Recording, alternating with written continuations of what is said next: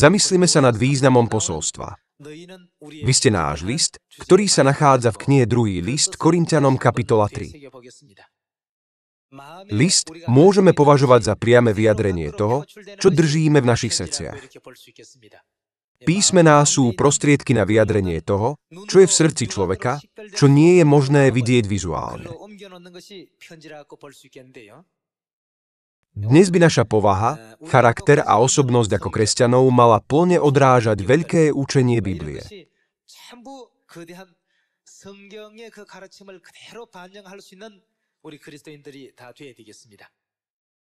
Pozrime sa na 2. list Korinťanom kapitola 3, verš 2.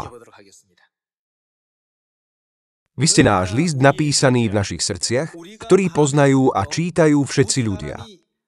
Tu sú svätí vnímaní ako list.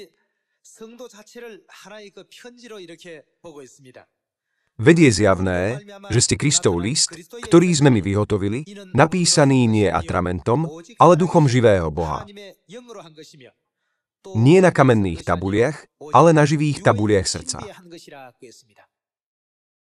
Výraz Kristov list znamená, že všetko Kristovo učenie a skutky sa odrážajú priamo v našich skutkoch a každodennom živote.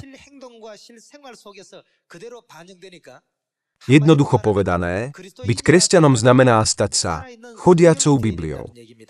Dokonca aj bez čítania Biblie, pozorovaním skutkov, slov a postojov kresťanov, by si mal byť človek schopný myslieť: Váv, to je to, čo nám Biblia hovorí, aby sme uvádzali do praxe. Toto je spôsob kázania, ktorý učí Biblia. Keď sa na ne pozriem, pochopím, že Biblia obsahuje učenie, že by sme mali pomáhať tým, ktorí majú ťažkosti, slovami kázania.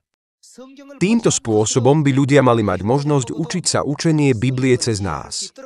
Posolstvo apoštola Pavla, vy ste Kristov list, znamená, že naše skutky by mali umožniť ostatným pochopiť Bibliu bez toho, aby ju museli čítať. Dnes však, hoci mnohí ľudia tvrdia, že veria v Boha, nie je až tak veľa tých, ktorí žijú svoj život ako pravý list od Krista. Prečítajte si prosím Evanjelium podľa Matúša, kapitola 7, verš 21. Nie každý, kto mi hovorí: Pane, Pane, vojde do nebeského kráľovstva, ale iba ten, kto plní vôľu môjho Otca, ktorý je na nebesiach. Je napísané, že len ten, kto plní vôľu Otca, môže vojsť do nebeského kráľovstva. Spomni na sobotnejší deň, aby si ho zasvetil. Zachovávajte pasu. Ženy by si mali zakrývať hlavu závojom. Všetky tieto slová do nás osobne vpísal Kristus. Pretože ste jeho listom, robíte presne tak, ako sa v ňom píše. Keďže sme listy napísané Kristom, zachovávame aj sobotný deň taký, aký je. Kto napísal príkaz: Zachovávajte sobotný deň? Nebolo to napísané Bohom a Kristom? A čo? Zachovávajte pasu? Tiež to bolo napísané Kristom a Bohom. Pretože ste jeho list, teraz ich zaznamenávate presne také, aké sú. Prikázania zachovávať sobotný deň a pasu sú vpísané do našich srdc. Takže sme listy od Krista. Avšak na tejto zemi je mnoho ľudí, ktorí nie sú listami od Krista. Preto tu Ježiš hovorí: Nie každý, kto mi hovorí: Pane, Pane, vojde do nebeského kráľovstva.